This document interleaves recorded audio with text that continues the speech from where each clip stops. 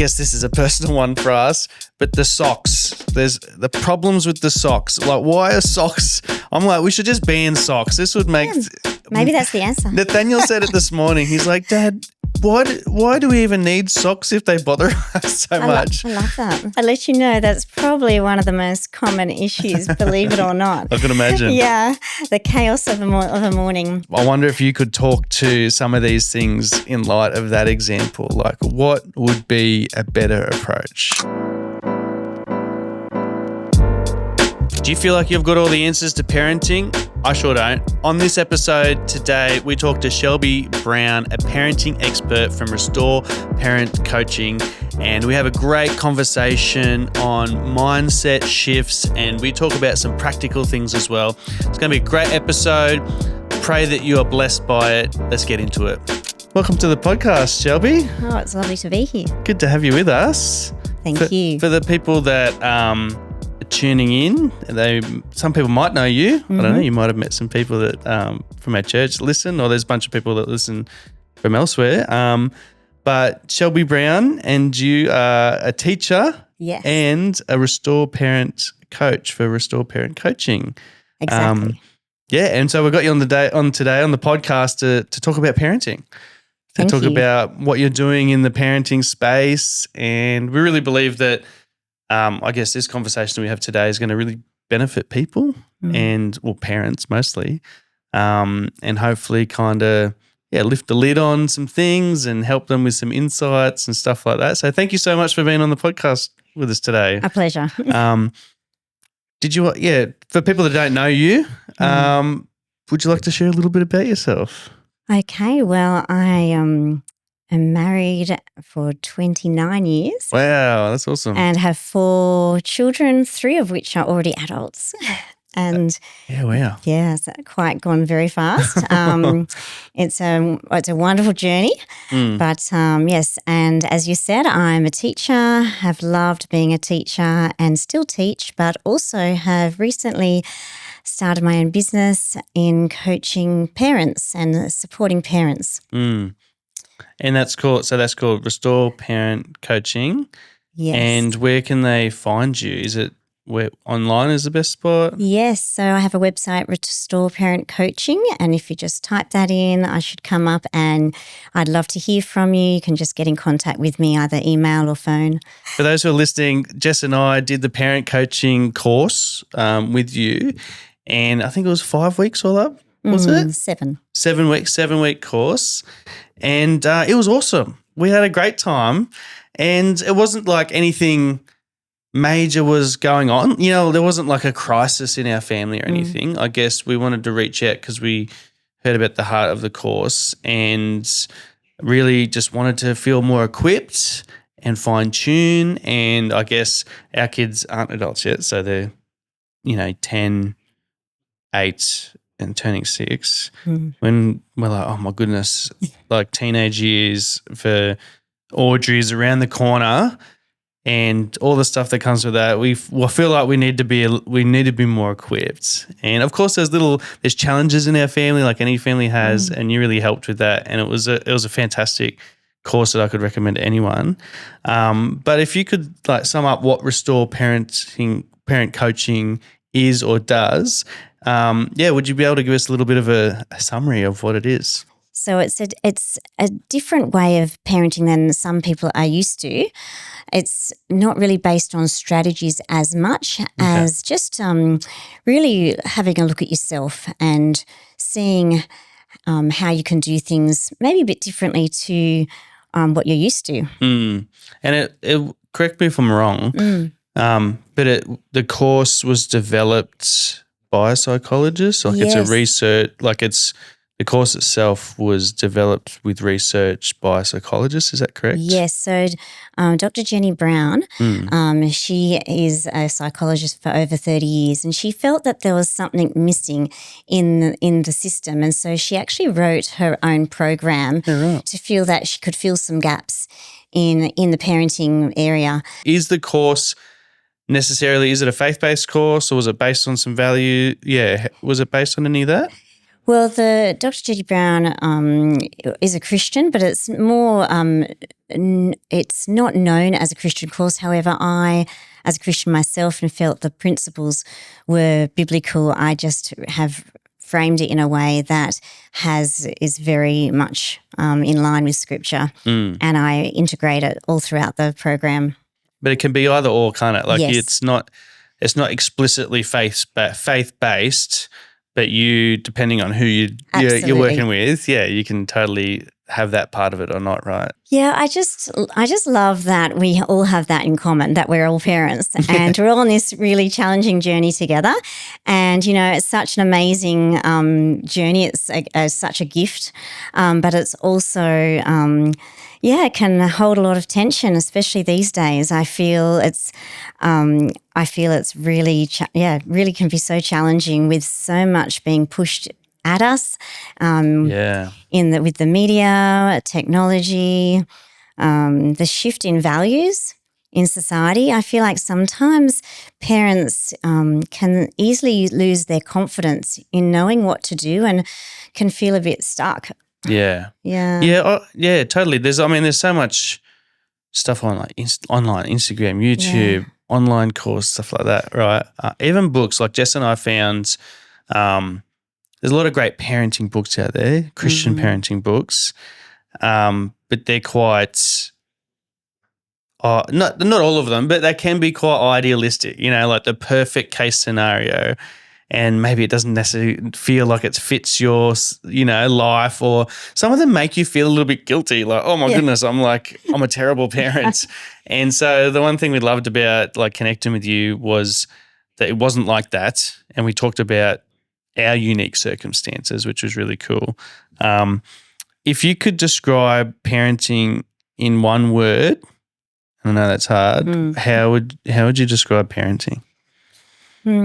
I feel that I would say discovery, and that might sound a bit random, but I just see that we get these little people into our lives, and it's up to us to really guide them and bring out of them who they are made to be and the purpose God has for their life. So, even the verse where it says, train a child in the way they should go and they'll not depart, I just see that verse a little bit wider than some. I feel not only do we want them to follow the Lord, but as we can train them in a way that we just can see the uniqueness of who they are.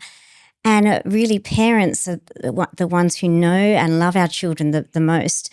And so we can try to bring out of them the gold that we see, the essence of who they really are, and really bring that out into the world for them to use in every area of their life. So that's where part of their identity. A lot of people think like, oh, parenting is making your kids do what you want them to do or control, which I guess there's parts of that. But discovery kind of speaks to the privilege that we get of raising kids and I guess stewarding or developing the gold within them, right? That's what I feel like we talked about that a lot in the course. What's something that makes you feel what's something that makes you laugh about family life? Maybe in your own home. It's quite interesting as they get older. I've noticed that they do actually use a lot of my mannerisms or way I phrase things to the siblings when they're not maybe doing something quite the way they should. Oh, right. And I actually hear them say exactly the words that I would say. It's quite interesting hearing my words out of their mouths. Yeah, right. There you go. They're paying attention then. Oh, there you go. How old are they? You said two of the kids are adults now? Three now. Three of so them. I've got, one's married actually. So 23, 21, 18, 15. Oh, my goodness. Yeah. Oh, wow. I think I'm going to have to do another session with you when we get Most down the welcome. track. All learning.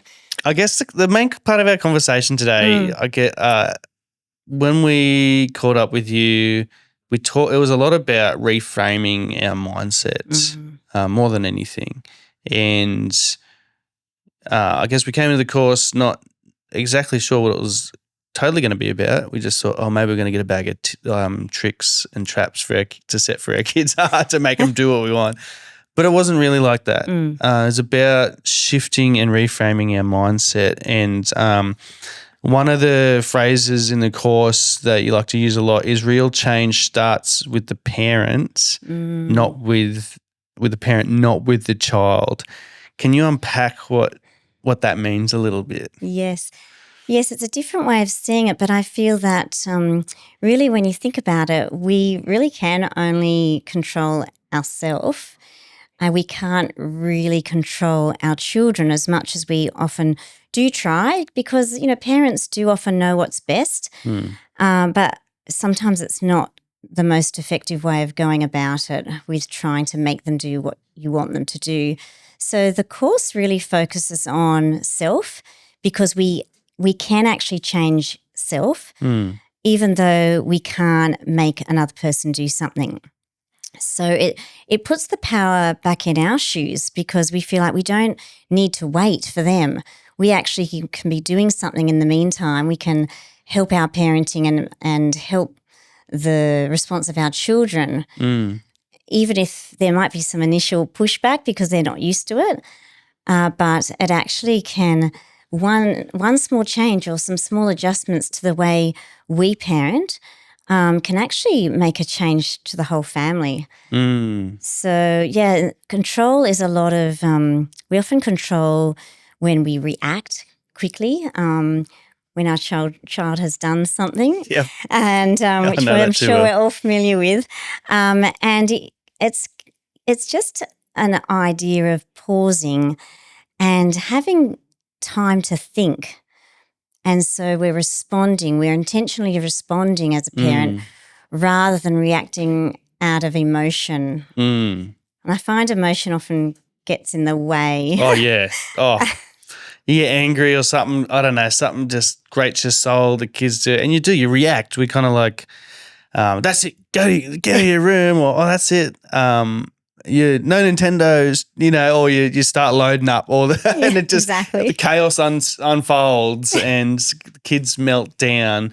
Do you think this is do you find with people you work with and stuff that this is a hard concept for them to grasp? Yeah, initially I find that they do feel it's a challenging concept because they coming to me thinking that there's an issue with the child. So there's a problem with the child, not with them. And it's not necessarily a problem. It's just more of sometimes when we shift the way we communicate, it can change the whole outcome. So, initially they do find it a bit challenging, but after I talk to them about it and explain that control is more like demand and it's more reactionary, and rather than being an intentional leader where you can respond and think about how to solve the problem in a different way and making a different pattern to the one you've been doing that isn't working is when they starts to gel with them. Yes, okay. Why do you think we react? Like, why do you think as parents we react? I guess naturally. I feel like I feel like most parents probably we just react. Why do you think that? Yeah, why does that happen? I think it's quite funny. I think parents have an intense desire to control. I feel like we have this need for our children to do what we know is best, and so we desperately want them to make the best choice, and so we react and think, oh no, that they have to do it this way, and so we mean well. We all, I think, us as parents, we mean well. We love our kids. We want them to make good choices. However, it actually can accentuate the problem because when we're controlling, it often can give the children a sense of not really being valued because there's not a lot of freedom there and there's not a lot of room for them to solve their own problems or even have time to think. Often we we jump in so quickly. Mm. We haven't even given them time to, ask them what's going on with you, like to see them actually as a person. I think we get so used to them being in our family, and emotions become very intense in families because of the bond that we sometimes forget about respecting and honouring. It's really them. good. I like that you've touched on this, because I think so. A lot of what we talked about was connection, and what you just said, like seeing them as people rather than this thing that's annoying me that I have to control. Yeah. When it comes to like connecting that to our faith, how would you? Yeah, how would you talk? Do you want to unpack that a little bit? Sure. Yes, connection. The key really to parenting is connection, and I think it's a hard one because we all love our kids. We do all have a loving relationship. Most of us with our children. But when I say connection instead of control, what I'm really referring to is the way we choose to speak to them in a respectful and honouring way. So instead of reacting, responding and actually seeing their point of view. So we could be curious and ask them how they're feeling. So empathise with them and say, "Oh, hey, I really can see you're really finding it hard to move away from your toys now." So empathising with them, and validating what they're finding hard, validate their feelings. So I think sometimes we're afraid of feelings. Yeah. But, feelings are important. God's given us feelings for a reason, and they actually point us to where our heart's at and how our heart can be transformed through that. And that's where the parent comes in, I think, to help redirect, help to guide. Well, how can I go from this place of concern or this place of difficulty to a place of peace and harmony? So, yeah, sometimes I think we as parents can quickly get fearful, which I think we get afraid of, what are we going to do if they're defiant? What do we do now? Yeah. Yeah, I guess fear is a big part of it, isn't it? Or like, I don't know, something's disturbing the peace and I want it to be peaceful. But I guess what you're saying is that in that process we can bypass connection. Yes, I think sometimes when we see our children being defiant or having an outburst or showing big emotions, we sometimes feel like, I don't know how to deal with that. And I think we do get afraid. And I just really want to encourage parents out there. I think we all do it. And I think it really is just a learned behavior. We can learn to do it differently, to just adjust. Instead of doing the same pattern of straight away launching in and telling our child what to do or what they're not doing right, we can actually help them in their feelings and show them that we can be a warm and firm leader, and we as a parent can manage our own emotions, and that can be a lot less scary for them because they think, hang on, my emotions aren't too big for my mum. My mum can cope with my emotions, and she can help steady me. And even if I'm having this outburst, even through this, she's not losing control. She can stay controlled, and she can still love me and show warmth to me, but be firm in her boundaries and her limits. So we still have boundaries and limits, but there's just a shift in the way we go about doing that with this program. It's more, yes, it's all about staying in connection instead of trying to just get our children to comply. I mean, biblically, of course, we do want our children to obey. There's the verse of obeying your parents, but I feel children can sometimes obey, even like with grit. Yeah. Yep. And in actual fact, we want them to,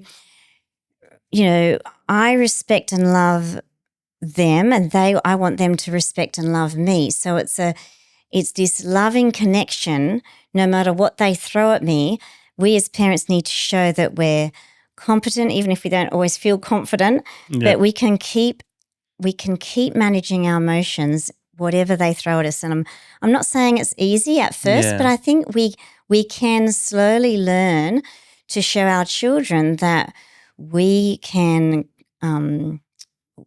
stay connected, and that loving connection can stay no matter what. It brings them a lot of safety and security. So I guess it allows, what you're saying is like it allows them to maybe process their emotions. I feel like they can process their emotions in a safe environment. Exactly. With mum and dad. I read something once that was kind of like, you know how your kids are always more crazy at home than they, like you go out somewhere and someone's like, oh, your kids are beautiful, they're wonderful. And you're like, oh my gosh, like you haven't been at home. And someone said like home's the workshop, like they're workshopping themselves almost at home because they hopefully feel safe. That's why they're more crazy. They feel, I guess is that correct? Yeah, like I they totally feel agree, like Simon. If they're more crazy, maybe they feel safer. I don't know. I feel it's really important for children to be able to be themselves in a safe space at home. And I think if us as parents, instead of, going a bit crazy ourselves, if we can stay calm in the crazy, we can provide a safe space for our children to learn how to manage their own emotions at home. So then when things get bigger and they get older and they go out into the world, they've actually learnt, they've started to learn, how do I deal with these emotions? And we've helped them learn at home. We don't have to be afraid of our children making mistakes. Your children are going to make mistakes. Yeah. Okay. And sometimes I think, oh no, we just want them to do what we say, and what are we going to do if they don't?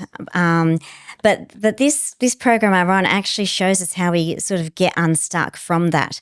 We actually learn tools to help us feel more confident, even with really any situation. So that's something that it's really exciting. I'm sure all parents deal with this, but I guess we just talked about like connection, emotions, control versus connection, reaction, and or response. And so I want to throw out something that probably happens to every parent every morning before they go to school. It's the morning preschool drop off. Where we woke up early, probably we're stressed, we're thinking about work. The kids, we're trying to get them up and get them fed and get lunch boxes made, and there's chaos in the morning. And we're all trying to get out the door at a certain time. And I guess this is a personal one for us, but the socks. There's the problems with the socks. Like, why are socks? I'm like, we should just ban socks. This would make. Maybe that's the answer. Nathaniel said it this morning. He's like, Dad, why do we even need socks if they bother us so much? I love that. But, the socks are driving them crazy and they're melting down about the socks. I'm like, we've got to get out of here. You got to finish getting dressed. And so I guess the way I'm trying to learn not to do this anymore, but the way I'd usually come in and do it, I'd come in, it's 2 minutes till we need to get in the car, or we need to get in the car right now. And I'd come in there melting down. Why haven't you got your socks on? Get your shoes on. And then they melt down even more. And then I'm putting them on for you. And then I shove the shoe on. There you go. You're just going to have to deal with it. Going to have to suck it up. Let's get in the car. And it's just everyone's in the car and they're crying. And like I'm like that. I've used up all my emotional bandwidth for my entire day. Like I get to work cooked. Exactly. And I know I'm not alone in this, but in that moment, I guess maybe there's an example of a lot of these things. And I wonder if you could talk to some of these things in light of that example. Like, what would be a better approach? Yeah, to make you feel any better, Simon, I let you know that's probably one of the most common issues, believe it or not. I can imagine. Yeah, the chaos of a morning. Oh my gosh. I think it's really valuable for children to own their own problems. So the need to, take ownership and let let children be the problem solver. Oh, okay. I'm really sad that you don't have any socks. What are you going to do about that? Which can be quite. It is hard. It can be hard for us parents to not want to jump in and fix. But I don't. If we go to school and they have no socks, I don't know if they're going to ever do that again. Yes. Yeah. That's like I've had nightmares as kids. As when I was a kid, going to school with no Right. socks was a nightmare I used to have. I don't know why. But so you're saying yeah. Sorry. Yeah, I had these nightmares where I'd go to school with no socks and everyone was looking at me and I was like, Wow, no your one else brain's has going those overtime, nightmares? I think. What's that? Is your brain going overtime with Bro. sock issue? When I was a kid, yeah, I guess so. So It's like the most unrelatable dream I think anyone's ever had. I just assume other people have had similar dreams, hey? So in that, I guess in that circumstance, yeah, so you mentioned we need to not be afraid to let our kids own their own problems. Yes. What do you mean by that? Yeah, so sometimes we want everything to always be peaceful and always be comfortable and not have any tension. But, that's usually tension and emotions and places like that is usually the place where children grow and actually can step up and have responsibility for themselves. And we want them to build character. So rather than just telling them and sort of us, just telling them what to do and seeing if everything's ready all the time, they're going to get used to that. So they get used to us. Oh, mum and dad are going to check me again and see if I've got them, so they may not bother. But rather to let them start to take ownership and responsibility, solve their own problems, and yes, there are going to be sometimes some consequences that maybe we don't like and they don't like, but sometimes it's the best type of learning and it will help them hopefully not learn too hard when they're older. They can learn in the easy ways when they're younger. That's not going to cause too many big problems when they're older. Yeah, that's a good point. It's kind of like the practicing grounds, I guess. But we got to, I guess what you're saying is we got to let them practice. Like I think we talked about in our sessions, like, I would go into one of my kids' rooms like 3 or 4 times and I'd be like, have you got your shoes on? Have you got your shoes on? Have you got your shoes on? And I'd give them like 10 million warnings. And then when I really needed to go, I just put them on for them. But you were kind of saying, well, like just then you were saying, they just get used to, after 10 times, Dad's just going to come in and put my shoes on for me anyway. Exactly. But giving them the responsibility, I can hear parents saying like, but they're going to, if I try and do that, well, then they're probably not going to ever get their shoes on, or they might just like melt down even more because I've just told them, well, you need to get how are you going to deal with that? Yes. How would you talk into that situation, I guess, yeah. Yes, so I think to being a warm and firm leader, to keep your leadership, you can show your children that you're going to stand your ground, but you can manage your own emotions. So they're going to see that you do what you say and you say what you'll do, so they can trust you. So initially it may still take time to get out the door. Yeah. But in the end, if we actually make those adjustments, the pattern will change. So instead of the pattern staying and not working, we see what's not working and change that pattern, make those adjustments so that the children will see that it's not going to be like this anymore. And so it's really what we call the I position. Okay. Where so the parent, instead of the parent telling the child like in a controlling or blaming way and saying, you should, you have to, that can be quite a hard thing for children to always listen to. Whereas character development and heart-based parenting can be more looking at myself, looking and seeing, well, what am I going to do? I can't make you do it, but what can I do? So I'm here, I'm willing to do this. I think that, and here's what I'll do. Yeah. So it's helping the children to trust the parent Yeah. Okay. instead of being a little bit indecisive. So you model what you want the child to develop. Mm. They copy whatever they see. So if you are indecisive and keep changing and moving the boundary line, they'll just think, oh, well, I'll just keep taking that. Yes. Okay. And so in this circumstance, like the socks and the shoes, Yes. giving them responsibility might be like, I'm sorry the socks are annoying you. You're just going to have to I guess you're going to have to find a way to deal with that. I don't know. Is that kind of, yes. You're not taking control. You're giving them the power to sort that circumstance out. Like, how do we be a leader in that? Like, what if they don't put their shoes on? You know what I mean? Like, how do we have those, how would I approach a firm boundary of leadership? Because I want them to get their shoe on. Yes, absolutely. It's still important. Boundaries are still important, and consequences. So consequences still are definitely, I think, are really valuable. A logical consequence. So it would be different for each family.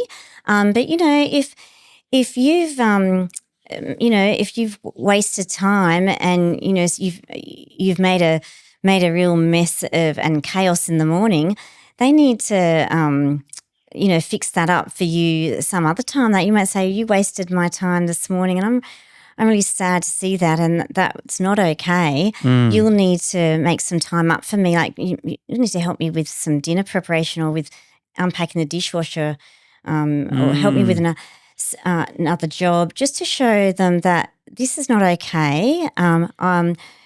They need to respect my time. It's not all about you.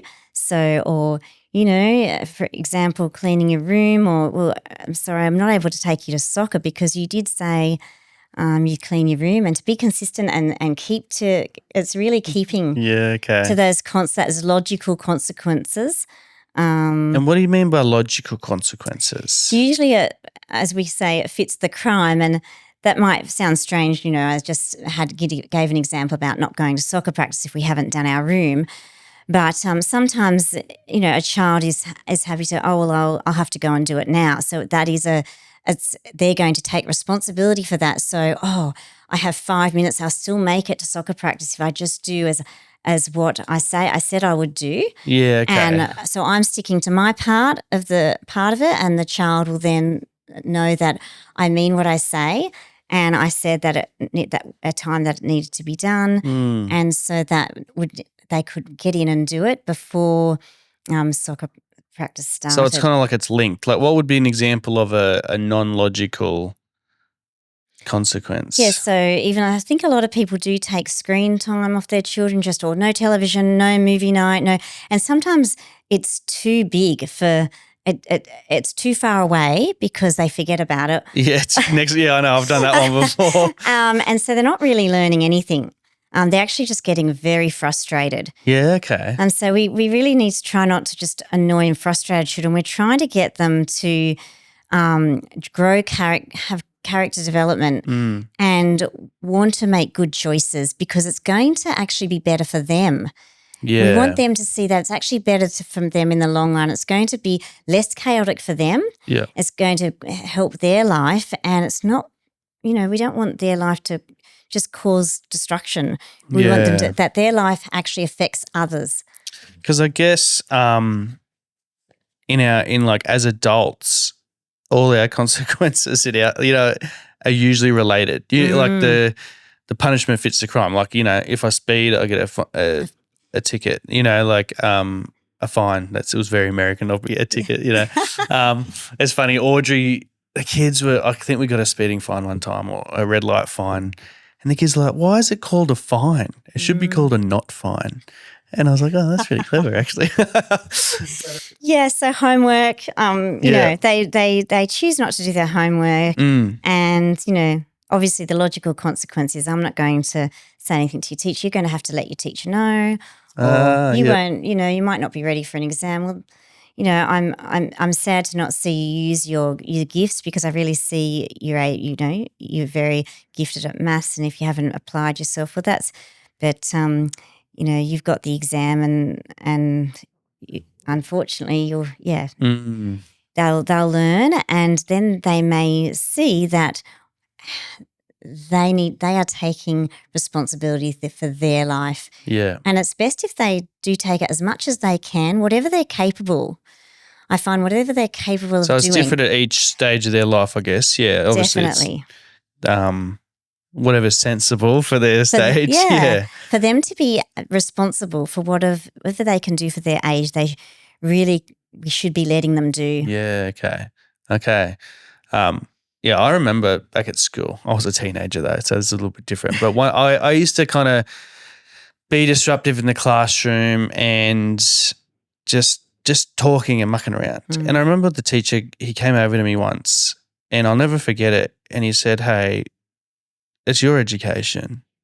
It's just like, it's up to you whether you want to learn and go into the world doing well and getting into university with the marks that you like. That's up to you. Mm. But the way you're going about it right now doesn't look like you're taking that too seriously." And it hit me like a ton of bricks. And I guess he was putting the responsibility on me for my own education, and I felt, okay, I'm like, it shook me a little bit. And I guess that's kind of similar to what obviously I was a teenager, but when we're kind of talking about kids, but similar kind of thing by letting them feel that responsibility. Exactly. Mm. Yeah, so I just feel that our children can actually learn that, they are responsible for themselves, as well as a family works together as a team.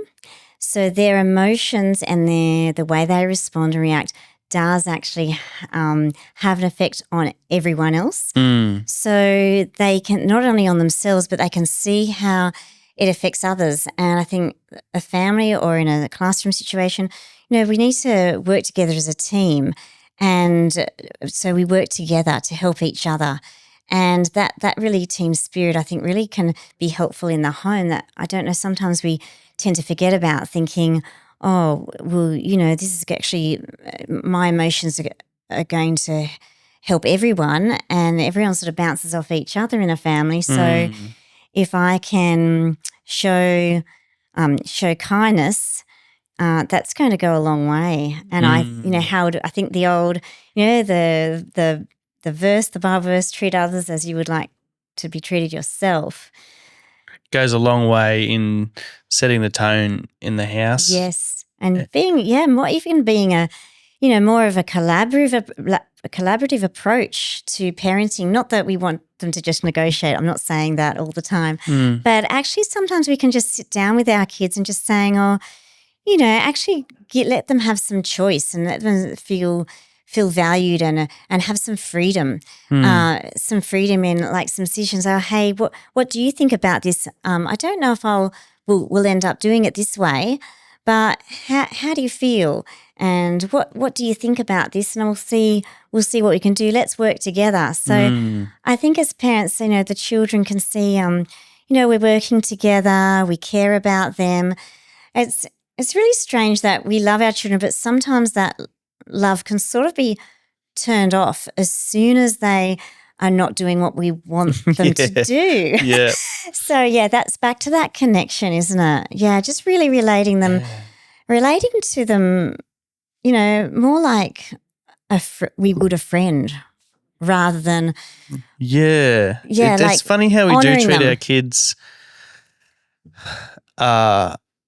so differently to someone that would treat other people a lot of the time, and we get caught up in our emotions. I remember something you said in the course. It was, I guess, this approach is similar or reflects how God the Father kind of approaches us. Yes. Did you want to talk to finish that? Yes. I thought that might be a good absolutely. spot to round out the convo. Yeah, did you want to talk into that a little bit? Definitely. Well, that's why my business is called Restore Parent Coaching, because, God is in the business of restoring. And so I thought, restoration is what he wants for the world, for him with us. So he's modeled that for him, sending his son to us to restore relationship, and then we can restore and have relationship connection with our children. So it's sort of the same thing. And also he's given us freedom to love him, to choose or not. We give our children freedom and choices. He's given us choices. He's given us freedom to choose to sort of live in fear or to live in faith.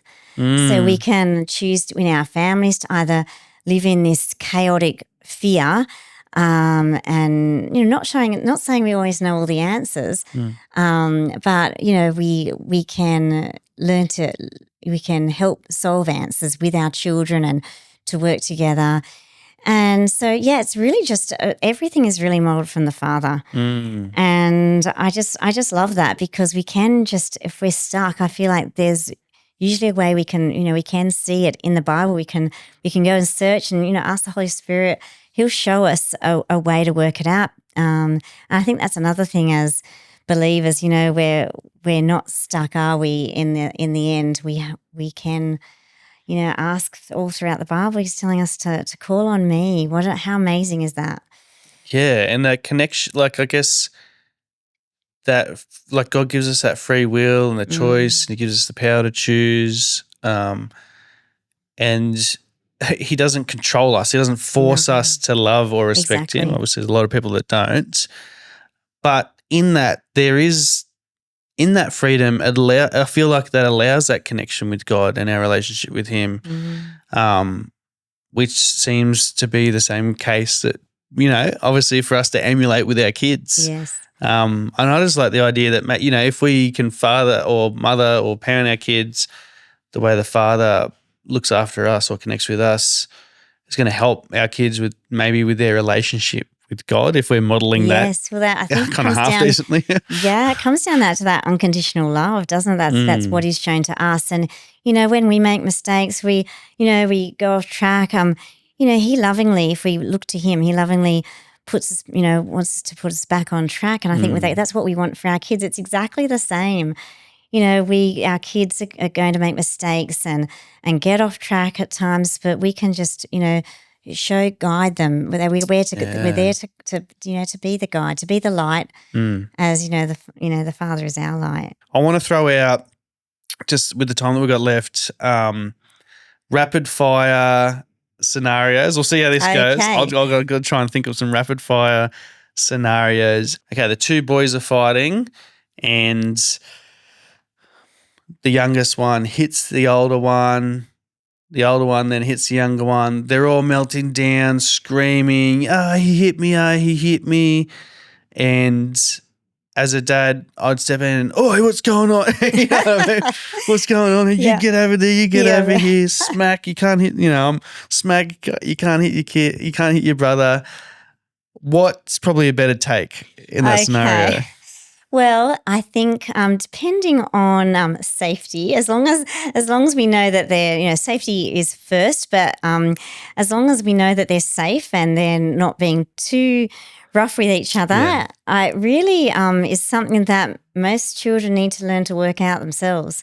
Right. We get used to being the referee and going. Can be quite exhausting, can't it? Going through the whole, you did this, and so you were in the right, or you were in the wrong.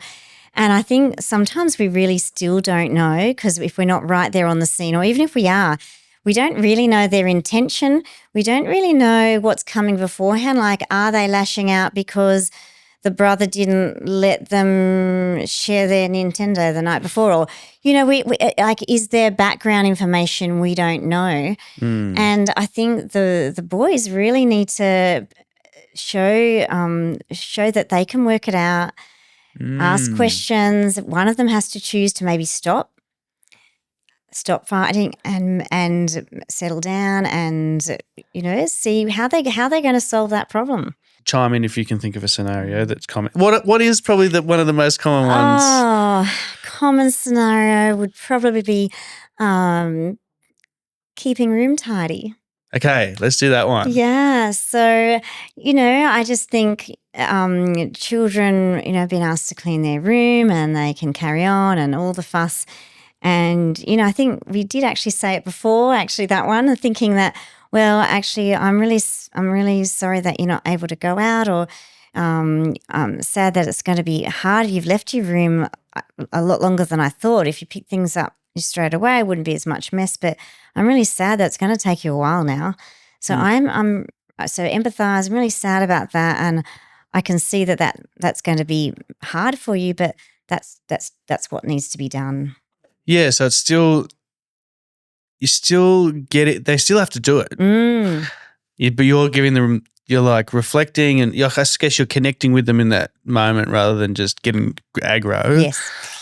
But you still, the leadership or the firmness is still, well, you still have to do it. It's just going to take you extra long because you didn't do it when I asked you to do it before. That's right. Yeah, so it's not without consequence. It's not without boundaries.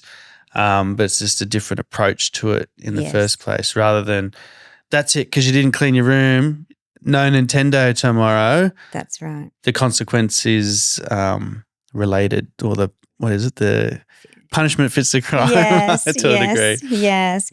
So we try and try to help them have internal rewards like their character development and how's their heart going, rather than just behavior modification. Like, if you do this, you'll get this taken off you. If you do this, you'll get.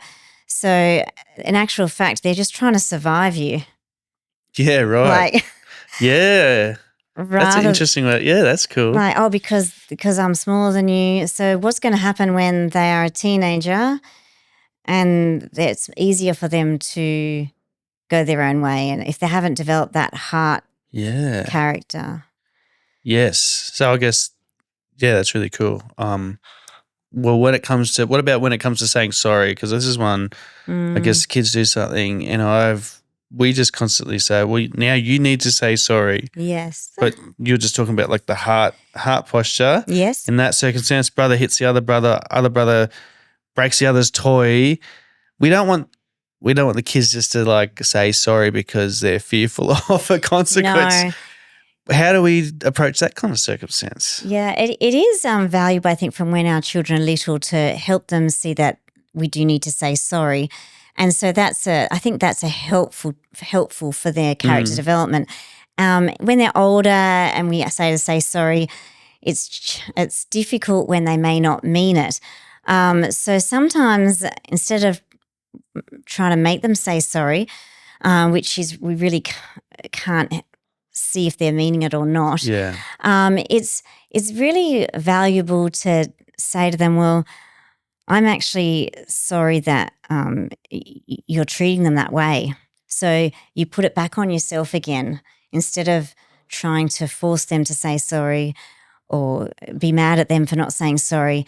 Put it back on yourself because you can adjust yourself. You can say, well, I'm feeling really sad that's your choice.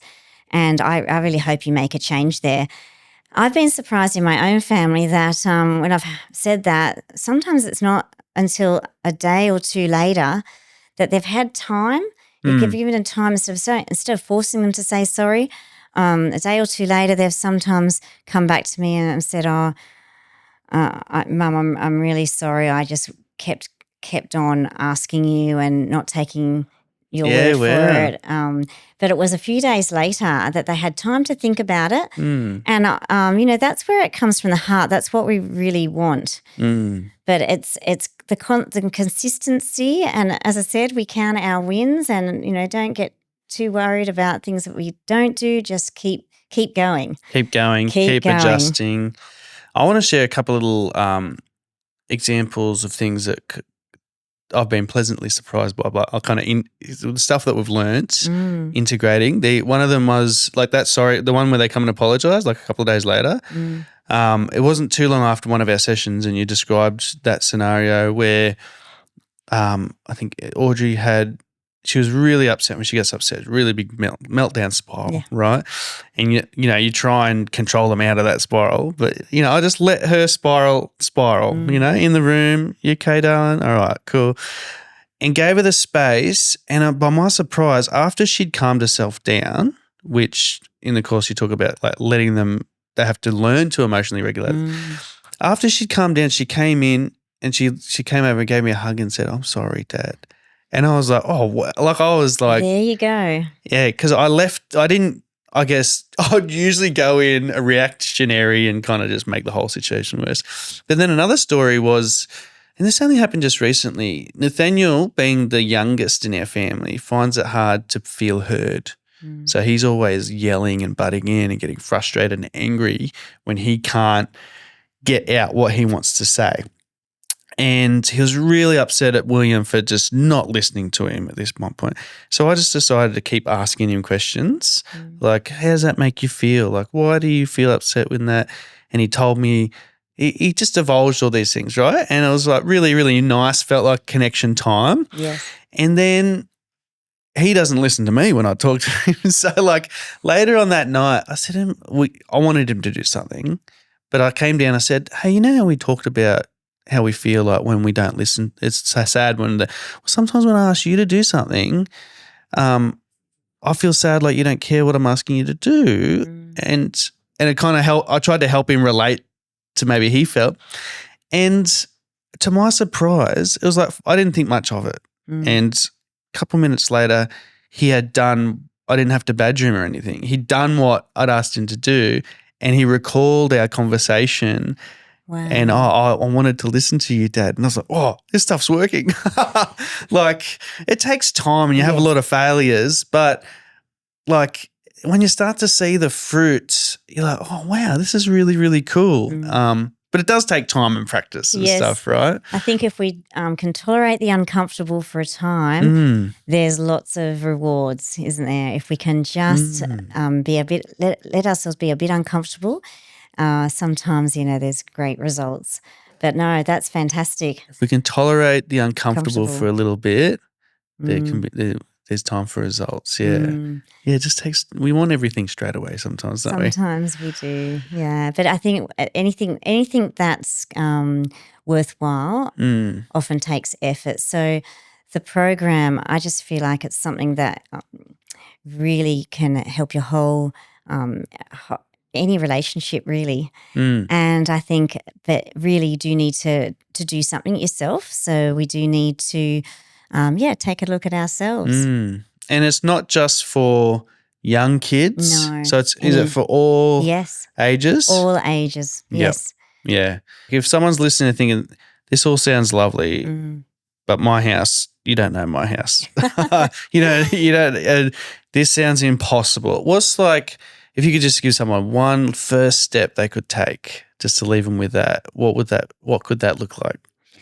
Okay. Well, I think probably managing your own emotions, just to be able to stop and even not feel you need to give an answer straight away to your child. Just let them have some time, some breathing space to think, and then it allows you to often make a better decision with what you're going to let them know, how you're going to go about working that out and the outcome.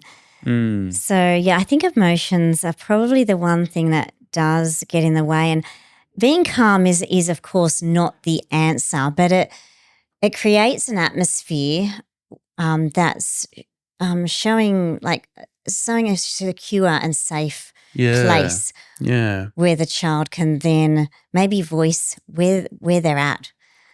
Yes, okay. So like try to give a space between what's happening and what would usually be my reaction. So like I guess, in the moment where the kid's melting down, instead of storming into the room to like yell at them or whatever, try and maybe go, all right, that's happening, give myself a moment. And I guess just that is probably going to help let the cogs turn and think about the situation a bit more than. Give yourself to be intentional instead of react, being intentional about your parenting. So we're given parenting for a reason, and we also need time just to think through, well, what's the issue? Let's observe the situation. Sometimes a child will just come in and instead of just jumping in on them or saying what we think, sometimes we need to just sit down with them and give them time and maybe even put an arm around them or give them some nurturing, or even some space to come back later. That I'll talk to you later about that. Maybe I'm not saying it's okay, not saying what they've done or said is okay, but just giving them that time to maybe come back later and be able to have a chat with them when they're more ready. I've been practicing this one a little bit, and you said to put the arm around them. Like, I think the other day one of the kids was melting down, or upset about something. I think he was just upset about something that happened, and I just came and sat down and was just with him there. I felt like, and I was just like, oh, how you? And I started trying some of the things that you taught us. Good, I love that. How are you feeling? What do you feel? And just kind of letting him know that I'm here to hear how he's feeling, rather than what I probably used to do earlier days, which was like stop crying, or go to your room, or stop crying. I kind of and you could see. It's amazing how, maybe the hour following or so, you really notice their posture towards you shift. You feel a different connection, and I've noticed that. It's really powerful. It's really special. But it takes lots of practice. I love that. And there's lots of wrong we talk about this in the course. Count the wins. We count the wins. We count the losses. There's heaps of losses, but as we slowly graduate towards wins, it gets better. Yeah. Which I'm sure we'll talk about. Is there anything you wanted to finish up with there? I think I love what you were saying. I just feel that sometimes we need to remember we're looking at the whole child and not just focusing on maybe one issue or one problem that we feel, I'm really worried about this. That can become more intense if we keep focusing on it. Even though we mean well, the more we try to fix, the more we try to monitor, that often exacerbates the problem. So even though we're trying to go about it the right way, it actually sometimes does the opposite, which is interesting. So I love the way you were talking about looking at the whole child, not just focusing on the problem, but saying, what are they interested in? What are they enjoying at the moment? How are their friends going? So often we don't know the root of the problem. Yeah, it could be totally something else, but if we don't take the time to listen this has been great. I think this is, obviously we just scratched the tip of the iceberg of so many different things, but I think there's lots of great things there that people are going to, I think it will just help them where they're at the moment maybe. But let's finish it up there. But so if people wanted to contact you, what's the best way to get in touch with you? Yes, through Restore Parent Coaching. Just type it in and my website will come up, or you could, just phone me. Okay. But I think if we point people to the website, it's probably the best one. Restore Parent Coaching.com.au. All right. And I guess they'll see you on there, Shelby Brown. Yes, it's just my business. Awesome. And have a read. I'm more than happy to change things up to what will suit the person. And you can scroll down. There's a place where you can pop your name in or give me a call. I'd just love to have a chat. And so if people are just interested, get in contact and they can learn more, learn how it works, all that kind of stuff. Yeah, do the program or even just have a session or have a chat. Yeah, awesome. Well, thanks so much for being with us. And it's been great. And I would encourage anyone to go check out Restore Parent Coaching. And I appreciate you coming in and sharing some of your wisdom with us today. Pleasure. Thank you for having me.